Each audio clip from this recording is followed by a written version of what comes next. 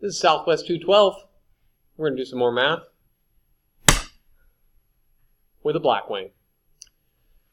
All right, this is problem number 2. We already talked about this a little bit, but remember, the graphs in the middle are if you want to use them. If you want to solve these and make them y equals mx plus b and graph them, you could, because you get to pick the strategy. But I see a strategy I want to use right away because it's got x equals. I'm going to use substitution. This is set up to substitute. You could rearrange this to eliminate if you wanted to. You could add the 3y over to the other side. That works too, but I'm going to do a substitution on this one. I'm going to circle all this, plug it right in here for x down below, and let's get started.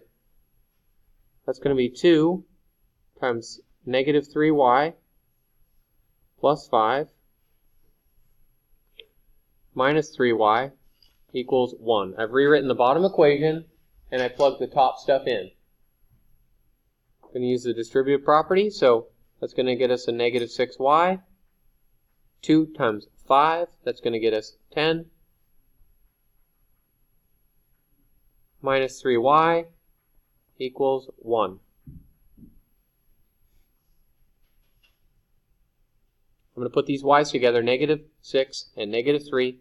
It gets me negative 9y plus 10 equals 1.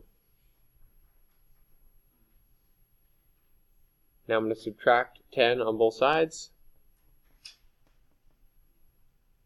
We've got negative 9y equals negative 9, so y equals 1.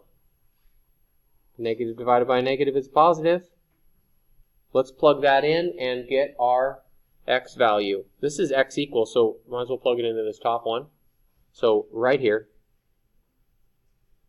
that'll get us x equals negative 3 times positive 1 plus 5.